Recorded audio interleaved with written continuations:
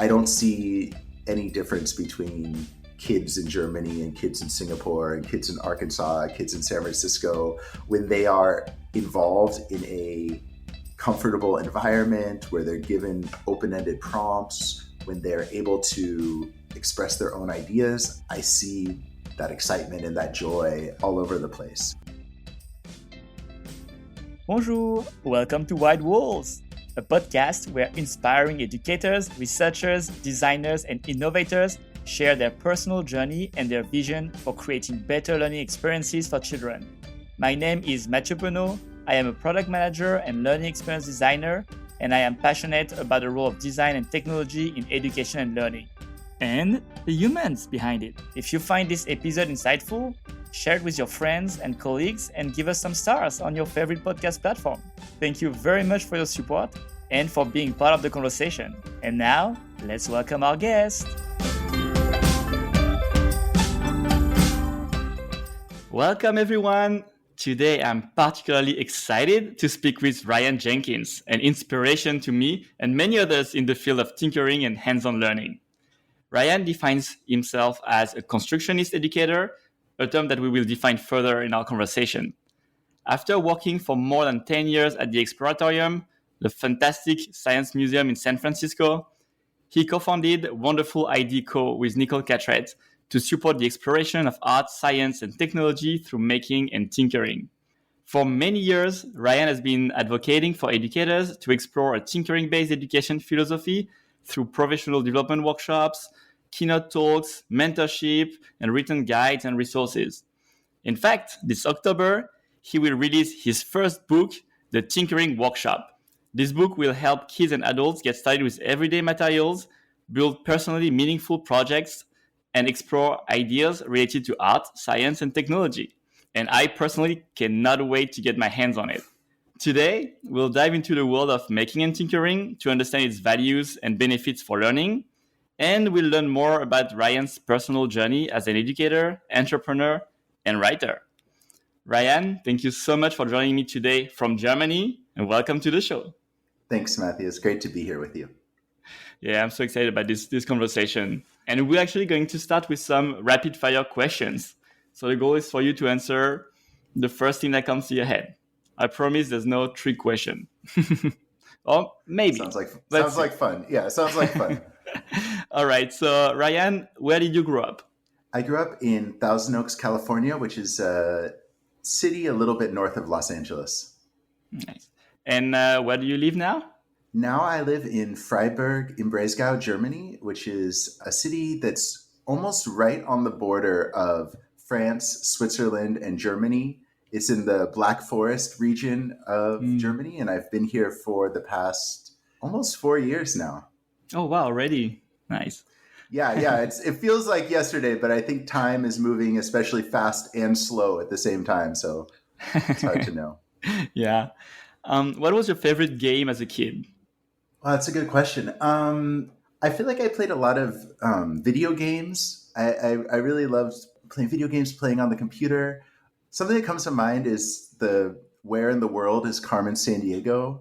And I don't know if you know this computer game, but you had to find Carmen Sandiego somewhere around the world. And I remember playing it and had a world almanac with me and kind of looking through and trying to find clues and trying to figure out how to understand how the game worked. So I don't know, that kind of combination of the computer game and then the real world, somehow was fascinating to me.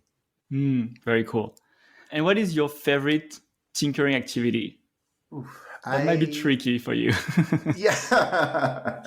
I feel that one that I return to again and again is scribbling machines. So it's a robot that has some sort of recycled material as a body. It has a little vibrating motor that makes it move. And then there's markers that make it draw. And I love it because it's whimsical, it's fun, it's unexpected. It's something that you can do a lot and still not fully understand or be able to predict what's going to happen when you uncap the markers and put it on the table.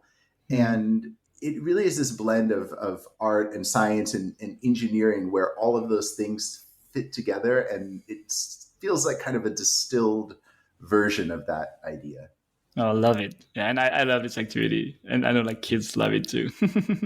Yeah, um, also this idea that it's, oh, sorry, just to say it's also collaborative. So you're working on a big white sheet of paper. And so by the end, you've made this giant drawing and everyone at the table has contributed to it.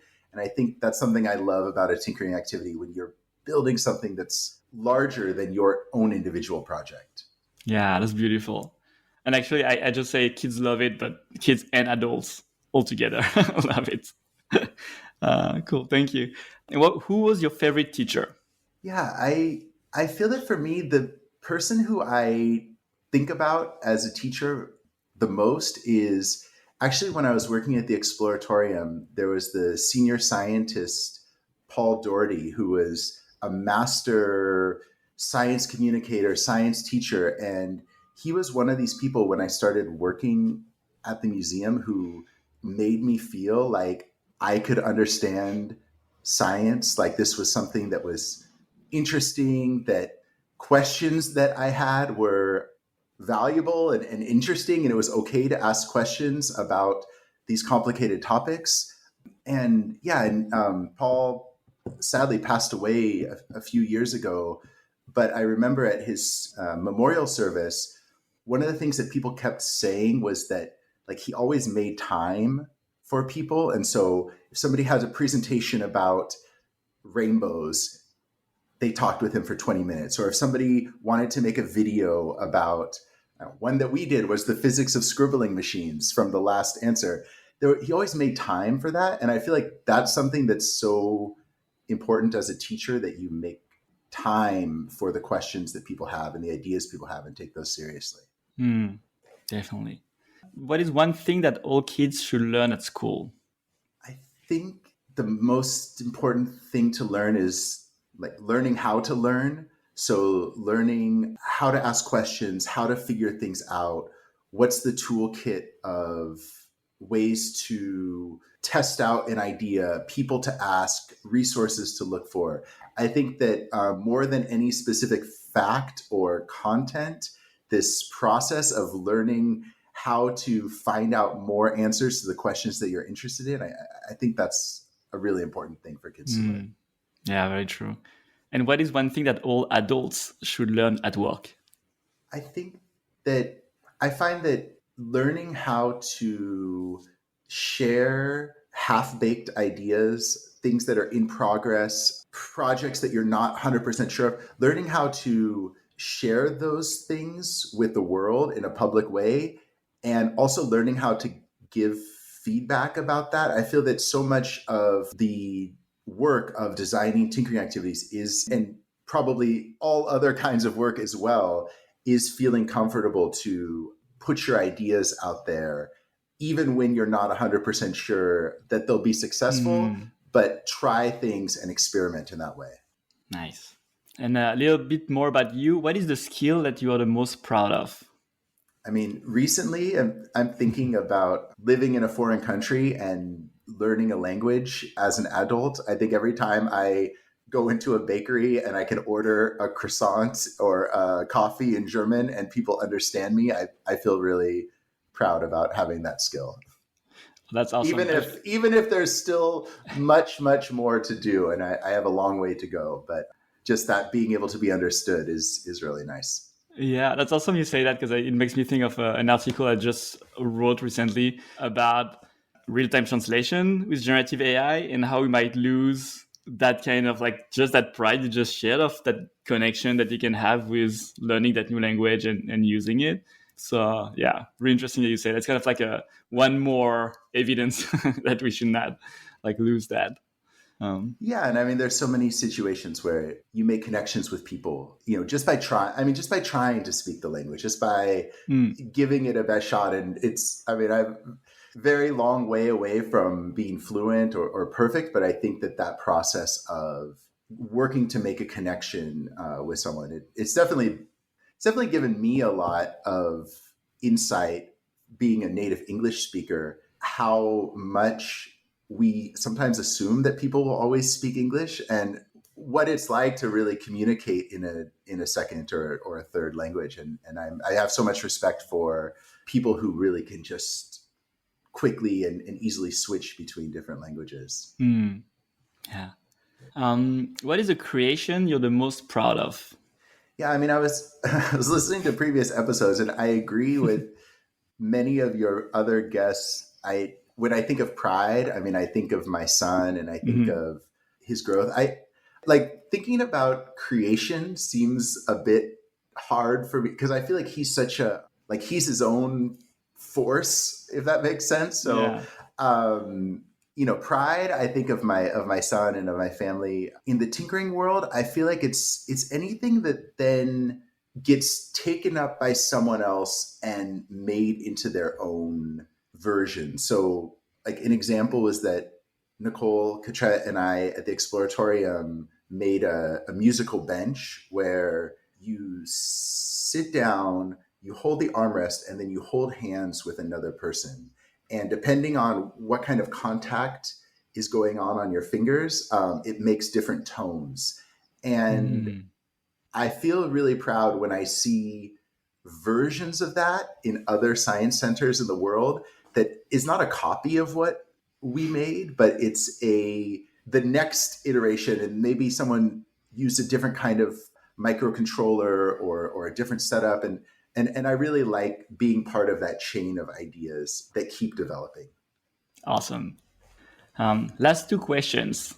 What is the latest thing you did for work?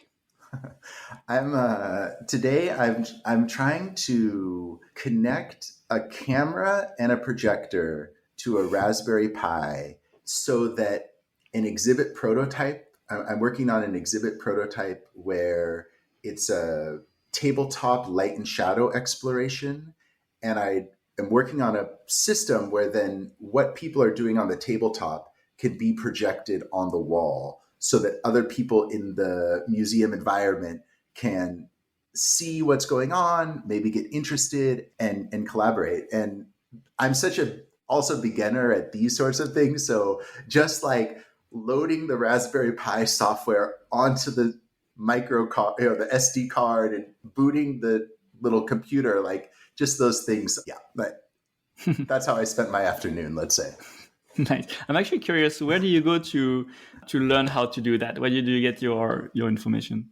I mean, YouTube videos, Google for simple things. And then sometimes I really sometimes use social media, now more Instagram, to actually ask those things. Like, I'll really sometimes just post a picture of if I get really stuck, I'll post a picture of like my workbench and say, "Hey, I'm trying to do this. Like, does anybody else have this question before, had this problem before?" And the making and tinkering community is so generous that more often than not, somebody will say, "Oh yeah, I've tried this, and here's a resource." So I don't know. I really like using social media in that way to kind of ask a question to the hive mind of making and tinkering people. Awesome. The bright side of social media. Yeah, I try. Yeah. Yeah. And what is the latest thing that you did to relax?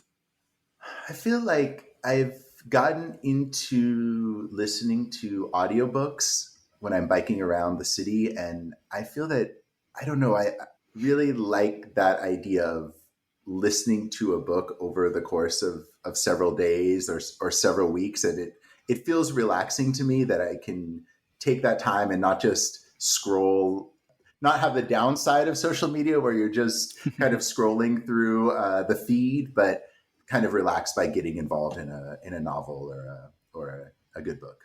Makes sense. All right. Thank you, Ryan, for answering all those questions. Let's get into the meat of the conversation. And the first question I had for you is, how do you feel when you reflect on your journey from like when you started at the Exploratorium or even before? If that's something for you, to where you are now. Yeah, I feel really lucky when I think about this journey that I was on, that I got exposed to a different way of thinking about science education. Especially when I was growing up, always thought of myself as someone who couldn't do science, that wasn't interested in that, that this wasn't for Hmm. me, that I always felt through school that it was something that was really always about finding the right answer and filling out the lab report in the exact right way. And I didn't see it as something that was about understanding the real world or connected to questions or personal interests. So I feel really like there was a moment in my life that was really a turning point that I didn't know at the time, when I randomly applied to be a explainer at the Exploratorium, which is the floor staff, and got accepted into that job. And from that moment, I feel so fortunate to be have been connected to so many amazing artists and scientists and teachers and builders and makers and all kinds of people who helped expose that the world about the process that goes into doing science, and also the process that goes into doing art, and that those processes are similar, and they're about asking questions and doing experiments and trying new things. And I don't know, I mean, I'm thinking about the teacher that I referenced, Paul Doherty, and sometimes we would be having a training at an exhibit and asking questions, and then it could even get to this point where it was like, nobody actually knows how this thing works. Nobody knows exactly why this is moving the way it is, and it's mysterious. And I don't know, I really loved that combination of, there are many things that you can figure out in the world of science and engineering. There's many things that you can test, there's many things that you can explore, but then there's also this really personal world that's mysterious, and there's constantly experiments and discovering, and people are always trying new things. So I feel, yeah, I never expected that that would be something that I would be able to make a living on, or make a career about. And I feel really lucky about that. And now I feel really a big responsibility to keep sharing what I learned with other people, and pass along a lot of those experiences and attitudes and ways that I was fortunate enough to be involved with. Hmm.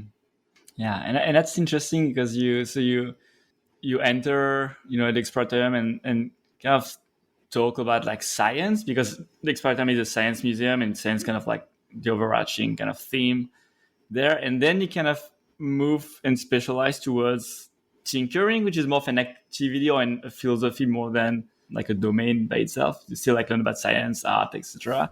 I'm wondering first if you could define tinkering. That'd be helpful because maybe not everybody who's listening is familiar with that term, and also like how you did that transition. How did you move towards more specifically tinkering?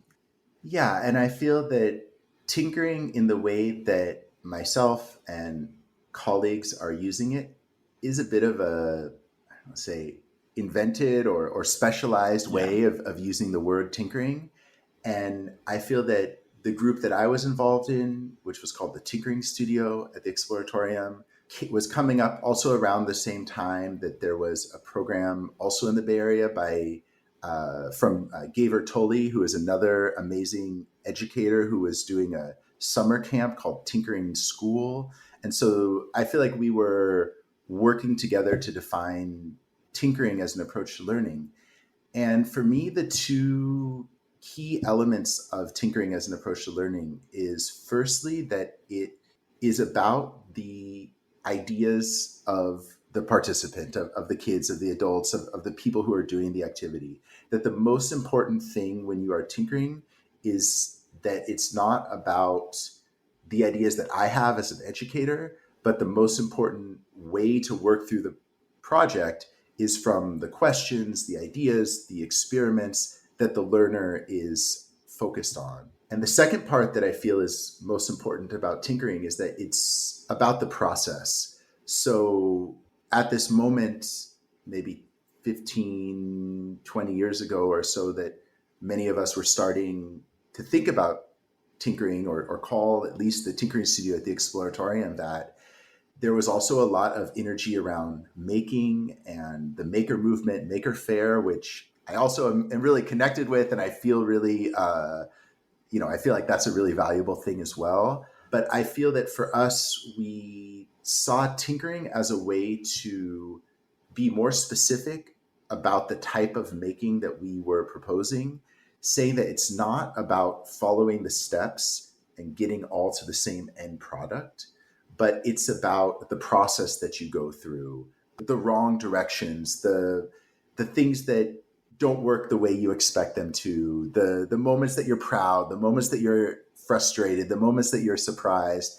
I think that we saw those things, and I see those things as where the real learning happens in the activity. And so tinkering is a way to elevate and emphasize this process that you go through when you're building or constructing or making something. It's very interesting because you talk about emotions, right? It's kind of like tapping into these emotions that you have while you're going through these activities and leverage that to ignite that interest in learning always more and discover more. Yeah, and I mean, I feel that there's a playful attitude that is inherent in a tinkering process. And I feel like the play is really important. It's partly because it's fun and it feels nice to be in a playful and an open environment. But I also think that there's a real value from a learning perspective that when you're in an environment that's playful, that's where people are laughing, where they're having a good time, it helps you feel more comfortable to try something that you might not know what will happen. It takes some of the pressure off. Kids who are playing, many educators and researchers have written about how when kids play, they go up a level. They're imagining themselves doing something that they maybe don't know if they can do yet. And I think through tinkering, that happens also through exploring phenomena. When you're playing, when you're testing, when you're trying, maybe you playfully try to do something. You say, I don't even know if this is going to work, but let's see anyway. Let's test it out. And I think that emotional quality is really key to the learning. And I think that's something that, when you asked why I was drawn to that, I think a big part of it was this idea that I had so many negative emotions tied to science learning or math learning or some of these topics when I was growing up and in school. And so I feel that for me, it was really important and really attractive to be involved in developing activities that switch that and had the positive emotion associated with playing with light and shadow or gravity or how things move in a wind, some of these scientific topics, and seeing how that can be fun and playful and approachable. Yeah, it's very interesting because you can see how kids are like much more easily get engaged, like engage in those activities or enter like tinkering activities. Not all of them, like it depends of each kid, but how adults have a much harder time to let loose and to get into that vulnerable space. So that's, yeah, Well, it's it's interesting really to observe. hard. I mean, I think it's really hard if you think of yourself as an expert or think you should know something. And I think that's sometimes where adults or where educators get tripped up, because there's this fear or this anxiety that's been built up where they say, oh, I should know this. Or if I don't know this, I'm not passing the test, or I'm not doing what the person in charge is thinking. And I think kids can have that too, and unfortunately, that develops. I think a lot of times when kids have a different kind of learning experience around these topics, but I think many times with adults and educators, it's much stronger. And I feel that, at least for me, I find it to be a great advantage that I'm not an expert in these topics, that I don't have a lot of background studying physics or mathematics or perception, any of these topics, because I think that one of the things that's really valuable for an educator is to get in the mindset of a learner, to get in the mindset of a kid who's trying this for the first time and seeing what is interesting when you're first exploring with electricity or gravity or any of these topics that we're playing with. Yeah, that makes sense. And I'm curious because tinkering. So first, I want to say, like when you mentioned that how tinkering is kind of a term that you try to define and use for these types of activities, it's very hard for me, for example, to translate it in French. I know we've had this conversation before. Like I would say bricolage, but it doesn't really capture that overall philosophy that is tinkering. Just wanted to mention that because that's interesting how it got bigger than the word itself, and that it Yeah. became that whole approach. Yeah, exactly. And I feel that I've had the chance both now living abroad and also through working with other partners. It always is interesting how people translate the word tinkering and or use the English word. And yeah, there's always slight connotations that pull the word in one direction or the other, where it feels too amateurish or it feels too much like, I don't know, retired men in their garage with their train, or it feels too much like crafting, or I mean, I feel like there are all these connotations that go in. And so I don't know, one thing that's been helpful for me is to not think about activities or projects or environments as tinkering or not tinkering, but thinking it as a verb, like having things be more tinkerable.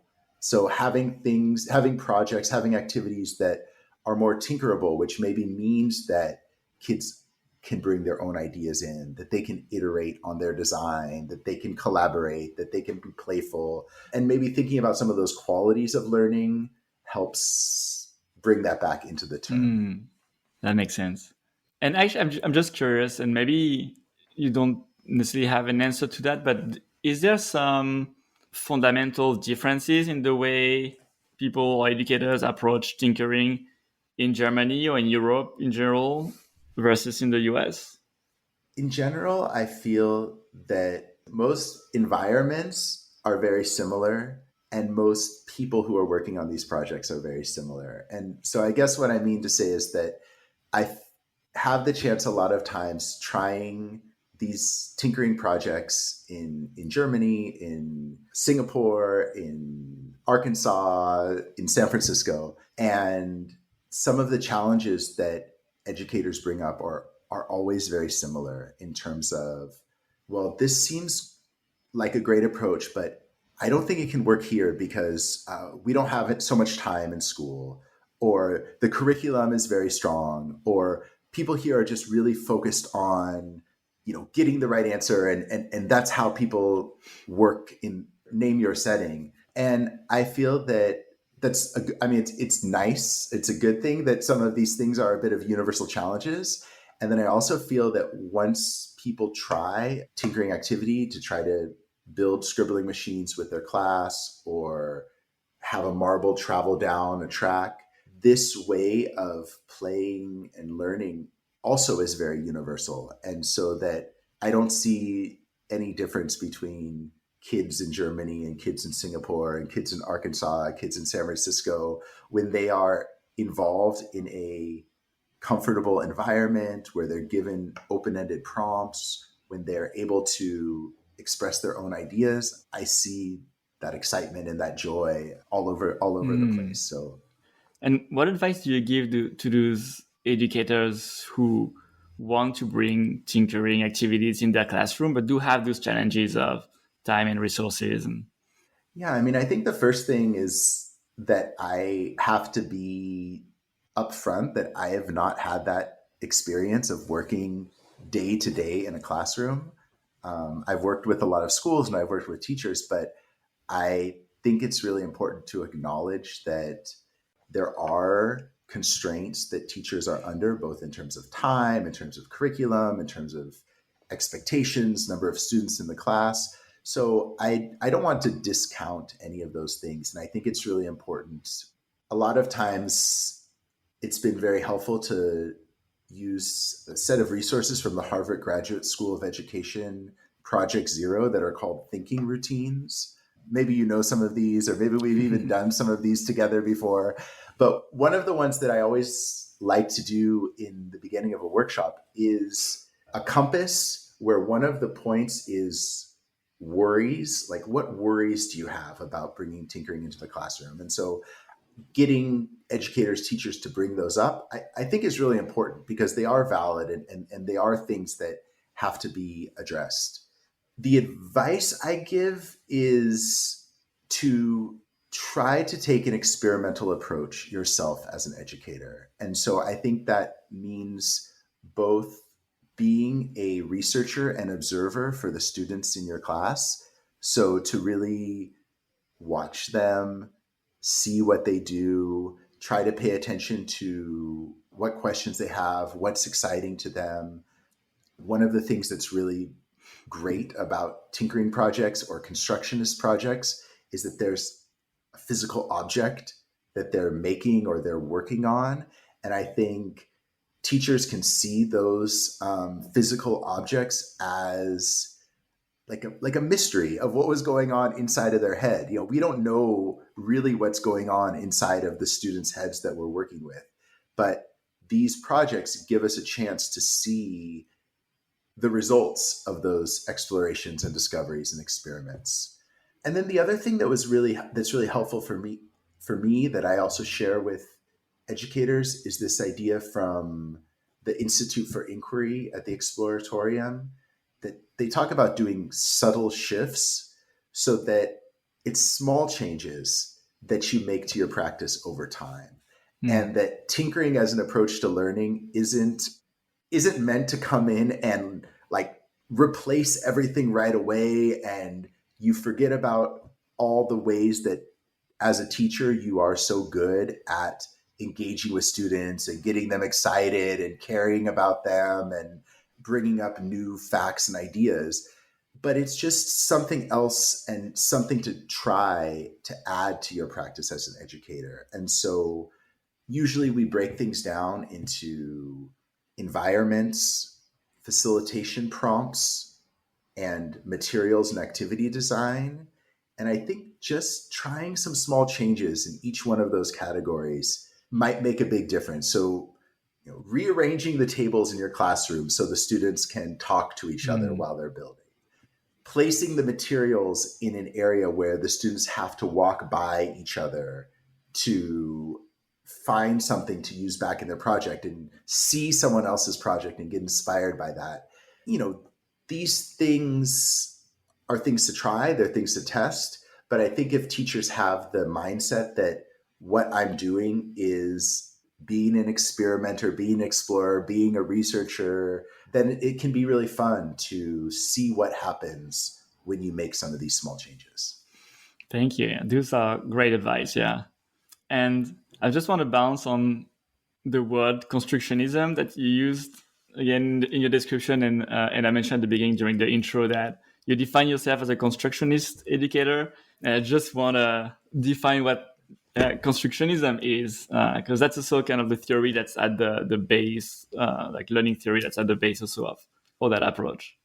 Yeah, I mean, I think it really, to me, is this long line of educators and thinkers. There's Piaget, there's Seymour Papert, there's Eleanor Duckworth and Edith Ackerman. I mean, there's so many people who have inspired me in this world of constructionist education. And I think that for me, the key parts of it is that learning is actively constructed in the minds of the learners, of the participants. It is the opposite of instructionism, where the idea that educator is like pouring knowledge into a empty vessel or a blank slate. I mean, I think that's not how education works. That's not how learning works. Learning is an active process that the person who is learning does, and they are the protagonist of that story. And so I feel that is a belief in the way people learn, and the best way to learn is to engage people in actively constructing knowledge. And then I think the second part is what I mentioned earlier, that when you are physically constructing something or physically manipulating objects or using your hands, that tangible feeling strengthens the learning that happens. So that learning isn't something that's just theoretical or abstract, but learning also happens really with physical materials. And, I think that knowing a circuit diagram and what it should look like on a paper is one thing, but actually being able to construct a circuit with wires and batteries and bulbs, that is a really strong and sticky form of knowledge to understand how things work and how they're put together. So, but yeah, one of the things that I think was really valuable for me is that for me that came after. Like for me, I found out that I really respond to this type of learning. I really respond to learning where I'm actively involved in making and building something. And that was also the thing that was most exciting for me to share with kids in classes and summer camps.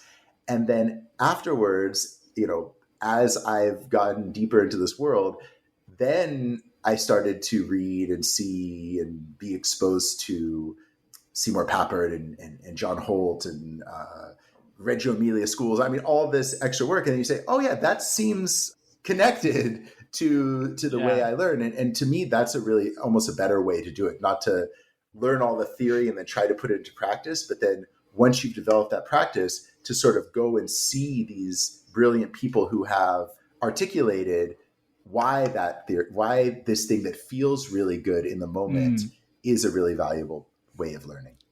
Yeah, it's almost like you've tinkered with these, I was going to say teaching approaches, not exactly teaching, but yeah, like those educators' methods before learning about the theory behind it and more of the knowledge behind it. I mean, I love it so much. I mean, I spend a lot of time, a lot of my work is training educators, training facilitators, and it's the best when they have an experience and then we reflect on it together. What was this like for you? What did you notice? What were you engaged with? And that through their direct experience, they'll say something that is like the textbook definition of constructionism. And it's not because they read it in a book, but it's because they experienced that. And I think that then it's so much stronger as well. Yeah, definitely.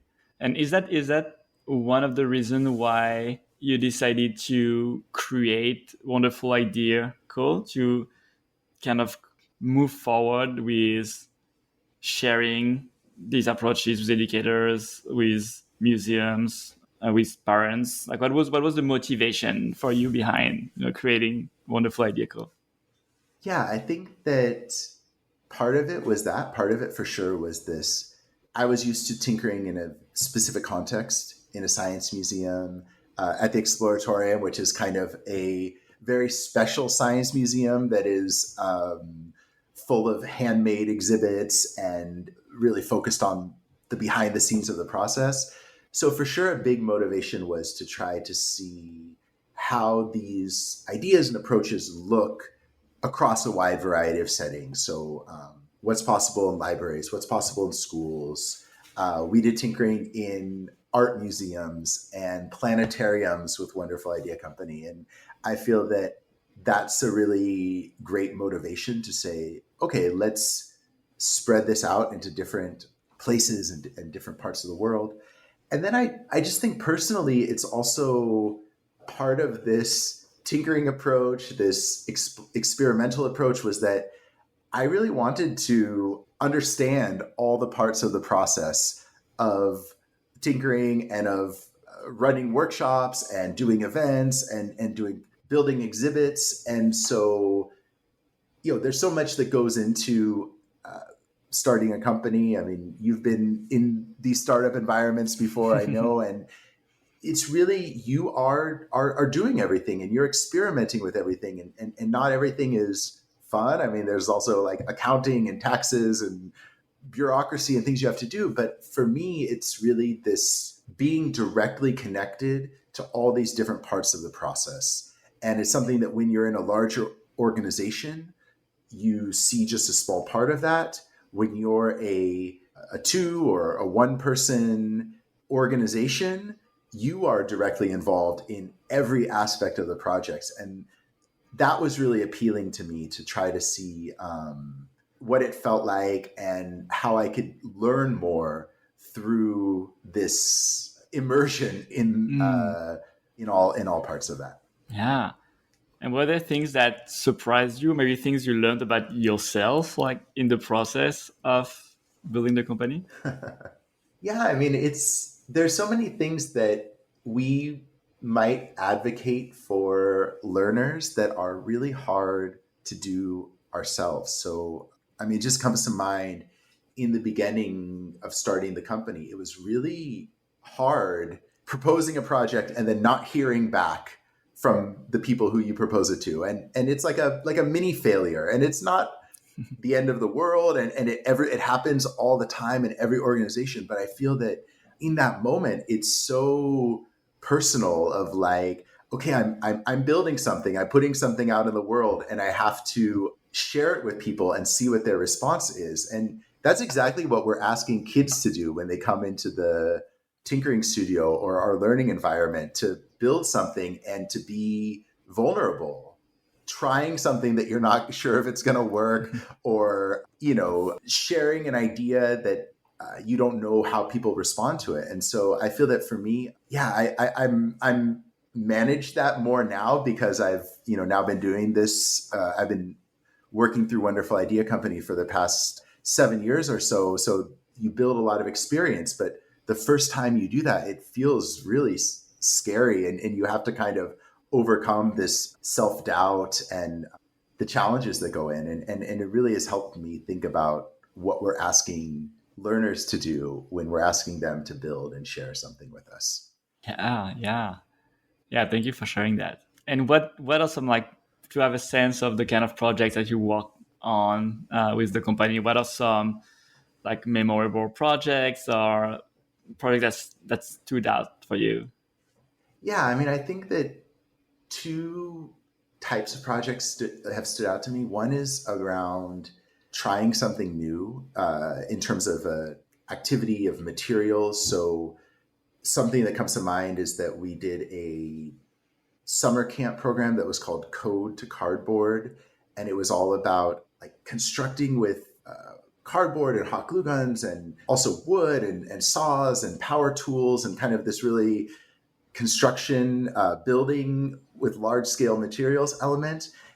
And then also working with microcontrollers, with microbit, with sensors, with switches.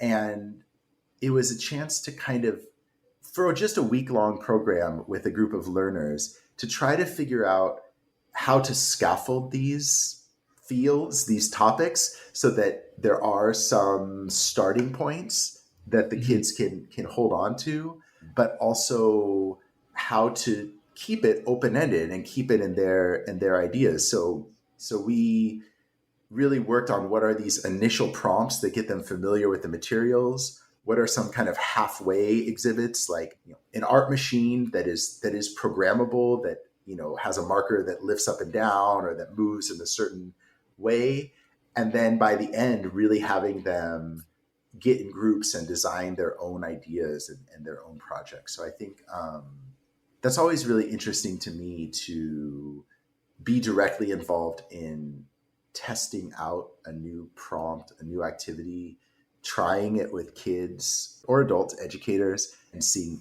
what happens. I love that.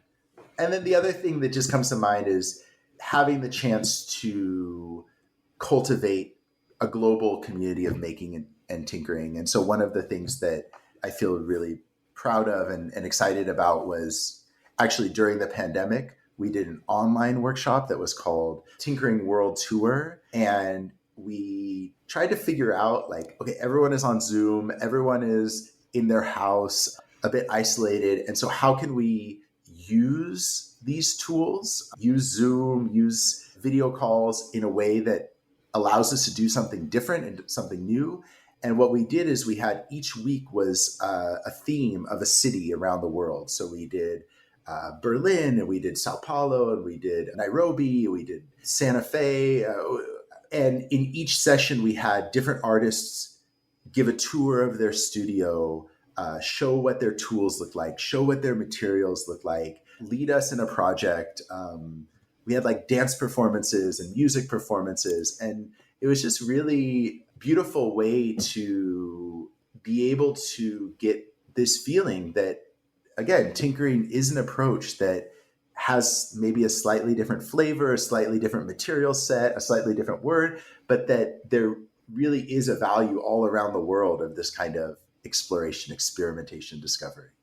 Oh, I love that. It was so important to have that sense of community also like during that period that I imagine that helped build as well. So that's so cool. And is it the moment when you started thinking about writing a book, or when did this idea kind of come for you? The idea that you want to share those activities through a book? Yeah. I mean, I think sharing the activities has always been part of the process Yeah. throughout my whole professional life. I mean, there's always been this feeling that these projects are open and they're available, and you want to share them. And when you share the projects, you get more ideas back, and you are, part of this dialogue. And so both the Tinkering Studio, Wonderful Idea Company, I've always been blogging about projects, sharing photos, sharing works in progress. This is what we tried, and trying to encourage people to see if it's something that they would like to try as well and that they would like to bring into their spaces. So I feel like in that way, I always had in my mind the importance of documentation and dissemination of these tinkering materials, that was a really key part of the project. And specifically with the book, yeah, I think it was in the pandemic period, I was approached by my editor, Deanna Cook, and Story Publishing, the editor, the publishing company that's putting out the Tinkering Workshop. And I think we had a lot of discussions about what is the way to share and express a tinkering approach in a book, in an activity book for kids. And we went through a lot of different iterations about what are the most important things to share. So it's not just about, here are a bunch of activities that you could do, but it is about, here are some ways that you can develop a tinkering mindset. And what does the book look like? So it's going to be released in October, right? And there's a can already like preview it if you're exactly. So it's coming out in the October 15th is the official release date. And yeah, the book is divided into 3 sections. And the first one is about everyday materials and everyday material spotlights. So things like clothespins or wires or cardboard box. And that's really about the first steps towards tinkering, right? To look at the things around you and try to start to explore, try something new, build little experiments, investigate the material, and start to reimagine what you have around you. That this paper clip isn't just a paper clip, but it could be the base of a balancing creature or the center point of a spinning top. The second part is the projects. So we have about 20 projects that are grouped in terms of different themes. So electricity, wind and water, mechanisms. And for that, it was really important to me that the instruction parts of the project is really small. So for each of the projects, we have a getting started steps. And so there is some low threshold, some easy ways to get started, which I do think is important, that you can have a quick success, that you can start to say, okay, here are the first couple things I do. But then the majority of each of these pages is play and explore section. And it's just lots of questions or ideas to say, could you make it much bigger than the original version? Could you make it much smaller? What if you tried with a friend? Could you add a motor? Could you add programming? And having some of these open-ended questions, it was really important for me in these projects that there isn't one thing that it's supposed to look like at the end. So we really tried to have, as much as we could, 4 different examples on the activity spreads, which is what we do in a workshop as well in the museum. So it's not this is what you're supposed to make, but here's 4 possibilities, and actually you can make the 5th and the 6th and the 10th and the 100th different version of these things. And then just quickly, the last part is about going deeper. So for each of the projects, there's another spread that's about artist connections, ways to connect with other projects in the book. So to kind of combine, make a Frankenstein project with 2 or 3 different things in the book, or really go deeper into some of these topics. Wow. I cannot wait. Really, truly, genuinely read it, because that's I've been like in that space for a while. That's typically the kind of book that I think would be so helpful. I feel that, yeah, like it, I mean, and I'm, let's say, sharing my hopes and my dreams for the book and what I'm trying to do. But I mean, it also is really a big learning experience for me to try to put this project together. And so, I got a lot of help, and we had a lot of conversations specifically about, the audience of kids and the kids who are picking up this book, and what are the ways that these projects can be approachable for them, that they can be relevant for them, the kids can see themselves in the projects. I think that that's a real learning experience. I'm really excited to see, when a 10-year-old picks up this book, like what do they do and what do they make based on the prompts and the ideas. Yeah. And I'm sure I'm curious, do you have some advice? So we talked about advice for educators to bring tinkering in the classroom. Do you have some advice for parents who, might be interested, for example, in the book, but they're like, I'm not sure how to set it up like at home, or how to facilitate these activities with my kids? What would you tell them? Yeah, and I mean, I think that me becoming a parent in the last year and a half has definitely affected my response to these questions, because I see even more so how much hard work and energy goes into to being a parent and to caring for our kids. I think following the kid's own interest, following your child's interest, seeing what they're interested in, seeing what questions they have, using those as the jumping off points for the activities.